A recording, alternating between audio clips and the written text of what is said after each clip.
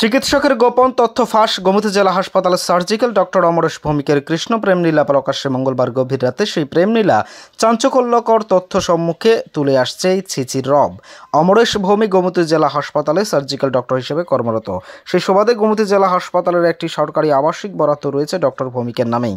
Doctor Bhowmik একজন চরিত্রহীন লম্পট প্রকাশ্যে আনে প্রথমা স্ত্রী প্রিয়া দত্ত। গত 2018 সালে ডক্টর অমরেশ ভৌমিক সামাজিক নিয়ম মেনেই বিবাহ বন্ধনে আবদ্ধ হয় উদয়পুর সোনামুড়া চৌমনি এলাকার প্রিয়া দত্তের সাথে। প্রিয়া দত্ত একজন শিক্ষিকা, ভদ্র ও সুশীল পরিবারের মেয়ে। বর্তমানে ওদের একটি কন্যা সন্তান রয়েছে। স্ত্রী ও কন্যা সন্তান থাকা সত্ত্বেও ডক্টর অমরেশ ভৌমিকের অবৈধ সম্পর্ক রাজ্য বহিরাজ্য বহু জায়গায় রয়েছে।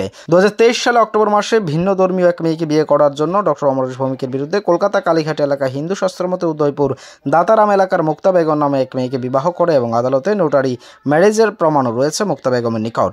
সে নিয়েই গত 3 মাস ধরে চলছে সংসারে অশান্তি। প্রথম ও দ্বিতীয় নিয়ে অশান্তি শেষ হতে না হতে তৃতীয় নিয়ে ঝামেলা টেপানিয়া স্থিত গোমতী জেলা হাসপাতালে সরকারি আবাসিকে।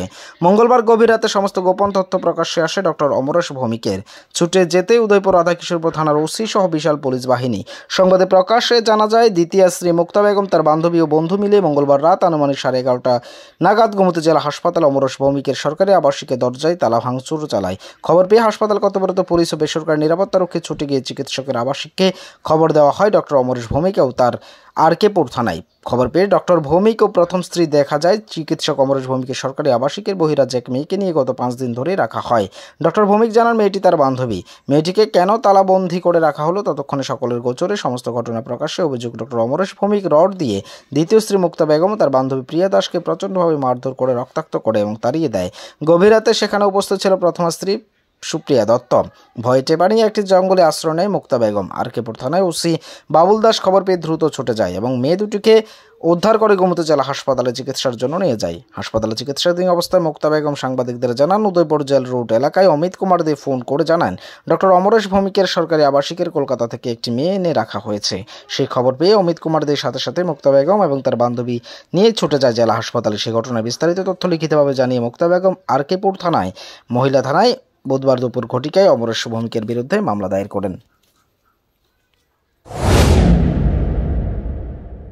আমারে অমিত কুমার দে ফোন করছে, ফোন করে আমার তো অমরেশ ভৌমিককে বিয়ে করছে। ঠিক আছে, অমরেশ ভৌমিক কি?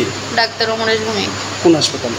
টেপানিয়া হসপিটাল, ডিস্ট্রিক্ট হসপিটালে বিয়ে করছে। এতদিন আমরা ইয়েতে ভাড়া থাকতাম আগরতলা মিলন চক্রতে।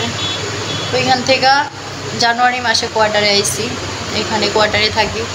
আজকে কয়েকদিন ধরে আমি এখান থেকে বাড়িতে গেছি। এই ঘরে কলকাতা থেকে একটা মেয়ে আইনা এখানে আইনা রাখছে। তো আমি তো আর জানি না, আমার অমিতে ফোন করছে, ফোন করে বলছে তার ঘরে মেয়ে আছে, তুই যাও ফোনে পাইবি, আমি তার বড় বড় আইতাছি।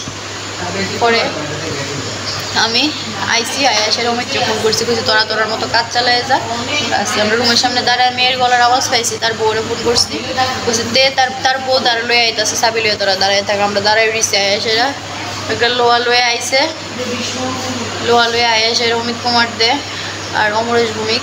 অমিত কুমার দে সিঁড়িটার দাঁড়ানো আসলো, আমার লোকে যে বান্ধবীরা আসলো তার ঘাড়ের মধ্যে মারছে, ব্লাড যাইতেছে তার গাড়ি দিয়ে।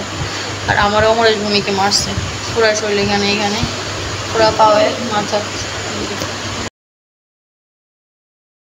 ব্যুরো রিপোর্ট, এজ ভারত লাইভ 24 আওয়ার্স।